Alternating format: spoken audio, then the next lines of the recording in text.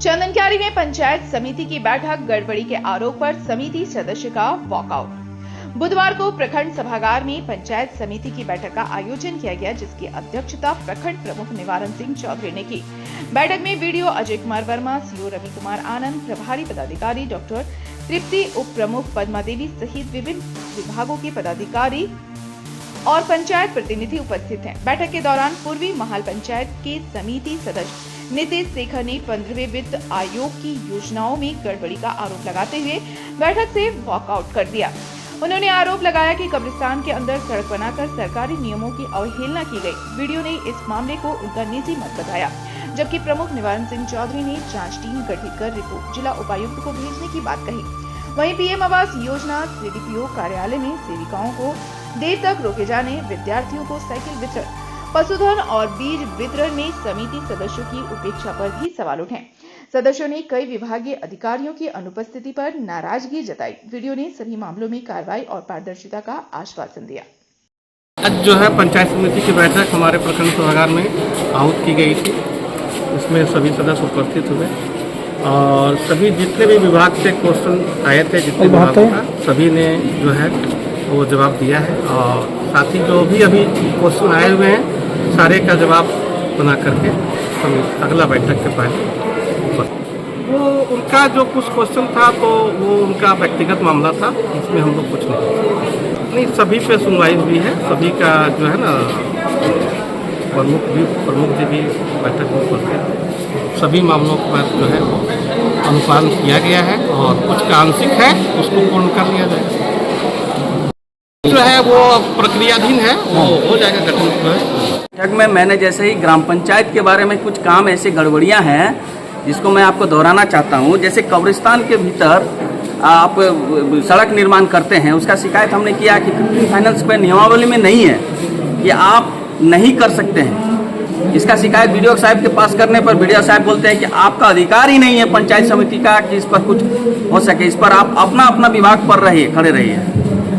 परंतु आप बताइए, जब आप नियमावली में के बाहर आप काम करते हैं तब ये तो आप एक जन को सेव करने के लिए, हर एक मुखिया को सेव करने के लिए कर रहे हैं आप। तो अभी उसके लिए क्या किया? वॉकआउट किया? हमने वॉकआउट कर दिया है, मैंने बहिष्कार कर दिया इस बैठक का। इस तरह से बैठक नहीं किया जाता है। हाँ, हमारा जो भी आप प्रश्न है उसका सही उत्तर देना होगा, कार्रवाई करना होगा, तभी तो इस सदन का है। आप सदन के माध्यम से प्रमुख जी के ऊपर बोल रहे हैं वीडियो साहब। अब इस सदन का मालिक प्रमुख साहब हैं, प्रमुख साहब के ऊपर उठ के बोलते हैं। ऐसे मनमानी नहीं चलने देंगे और हमने आज वॉकआउट किया है। कल से इस पर आगे भी कार्रवाई होगा। आप लोग हमारा सहायता कीजिए, इस आवाज़ को सरकार तक पहुंचाइए। हम लोग बिना वेतन का काम करते हैं सरकार के लिए, हम लोग एक सहायक के रूप में हैं। परंतु अगर वीडियो साहब अगर नॉन कोऑपरेटिव रहें, हमारे पंचायत में जो भी काम है वो सबको मान लें, तो इस तरह से नहीं होता। आज हमारे पंचायत में एक सेट बन रहा है जो दुर्गा मंदिर के परिसर में है। क्या आप 15 फाइनेंस इजाज़त देती है कि आप कोई भी मंदिर मस्जिद परिसर में 15 फाइनेंस का पैसा से काम कर सकते हैं? अगर देती है तो मेरे ऊपर कार्रवाई हो, अगर नहीं देती है तो जो काम कर रहे हैं उस पर कार्रवाई हो, वीडियो साहब के ऊपर कार्रवाई हो, क्योंकि उनके संज्ञान में ये सब हो रहा है। क्या हम आपको बताते हैं, आज 3.5 साल लगभग होते चला आया, स्थायी समिति का गठन किसी भी हालत में नहीं कराया गया है। और स्थायी समिति गठन नहीं होने के कारण आप किसी भी विभाग पर जोर नहीं लगा सकते।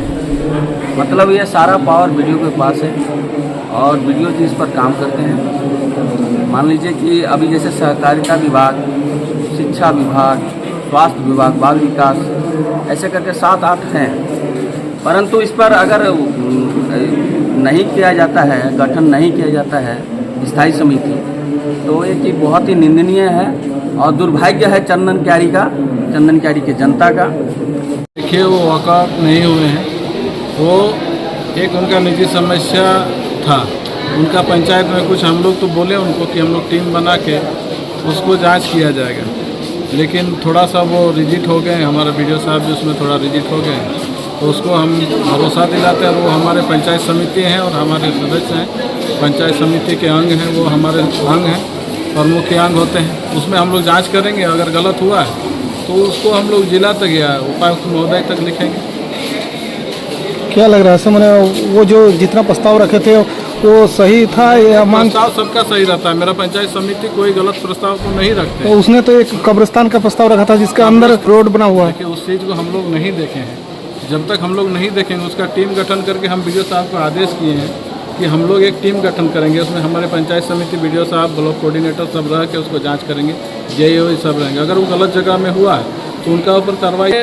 सदन नीतीश जी का है, प्रमुख का है और हमारे पंचायत समिति का है, उस पर हम लोग जांच करेंगे। हम लोग जांच कमेटी अगर हमारे बीडीओ साहब अगर नहीं जाते हैं तो उसमें हम लोग पंचायत समिति प्रमुख हैं, हम हमारे उप प्रमुख हैं, हमारे पंचायत समिति है, हम लोग एक टीम बनाकर उसको जांच करेंगे। अगर वो गलत किए हैं तो उस पर हम नीतीश जी का साथ हैं और सरकार को लिखेंगे, डीसी मैडम को लिखेंगे, डीसी उपायुक्त महोदय को लिखेंगे, डीडीसी मैडम को लिखेंगे, लेकिन लिखेंगे नीतीश जी को न्याय मिलेगा, यह हम आपको भरोसा। वो कार्यकाल में जब हमें 1.5 महीना, मेरा 2 महीना का बैठक हुआ, 2 महीना में ही हम वो स्थायी समिति गठन करने के लिए हमारे पंचायत समिति हमारे पीछे खड़े हुए हैं। सबसे पूछा जाए कि हम लिख के दे दिए थे, जो जो विभाग जिनको देना था, जिस समिति में गठन करना था, वो सभी समिति का गठन करके हमने दे दिया था। अब गठन करना बीडीओ साहब का और प्रखंड के पदाधिकारी का, बीपीआरओ साहब का ही है। बीपीआरओ साहब और बीडीओ साहब मिल के बोले हैं, आज आश्वासन दिए हैं कि हम लोग 1 सप्ताह के अंदर गठन करेंगे। लोग जिला में भी हम लोग को बैठक कराया गया था, प्रखंड में भी हम लोग बैठक किए थे कि 3 महीना का अनाज सरकार बरसात को देखते हुए एक बार में एक मुश्त देने का काम करे, 1 महीना में, वो भी 15 तारीख तक 2 महीना का अनाज और 30 जून तक 1 महीना का अनाज। लेकिन हमारे चंदनकारी प्रखंड में अभी तक अगस्त महीना का अनाज दुकानदार तक नहीं पहुंचा है। कुछ दुकानदार तक पहुंचा है तो उन लोग बांट दिए हैं, और ऐसे दुकानदार अभी लगभग हमारे 30% से भी 20% दुकानदार तक पहुंचा है, 80% दुकानदार तक माल उपलब्ध नहीं कराया गया है।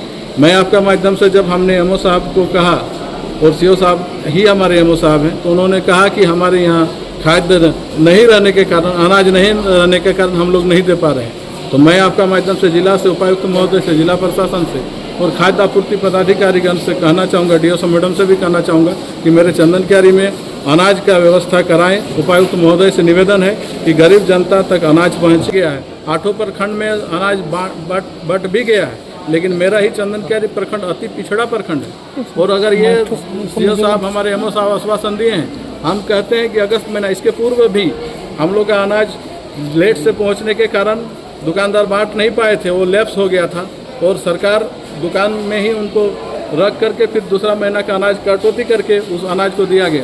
लेकिन मैं कहना चाहूँगा कि अगस्त महीना का अनाज जनता को मिले। यहाँ हमारे चंदनकारी में बहुत ही गरीब जनता है और कृषि पर ही निर्भर है। अभी कृषि का, खेती का टाइम भी है। सरकार से रिक्वेस्ट है, हमारे एमओ साहब से भी हम कहते हैं कि अनाज दिलाएं। अगर अगस्त महीना का अनाज नहीं मिलता है तो हम लोग सभी पंचायत समिति, पूरे चंदनकारी का पंचायत समिति, हम लोग आंदोलन के लिए बाध्य होंगे और सड़क से लेकर के सदन तक हम लोग पूरा प्रखंड में धरना प्रदर्शन। वीडियो साहब बता रहे हैं कि हमारे पास गाइडलाइन उपलब्ध नहीं है, उपलब्ध होने के कारण हम अस्थायी समिति का गठन कर देंगे। अस्थायी समिति का गठन होना चाहिए। अस्थायी समिति का गठन होगा तो पार्ट टू पार्ट बैठक भी होगा और मेरा प्रखंड सुचारू रूप से चलेगा। मैं आपका माध्यम से वीडियो साहब को, उपायुक्त महोदया को कहते हैं, अगर हमारे प्रखंड में अगर गाइडलाइन नहीं है तो उसका उपलब्ध कराएं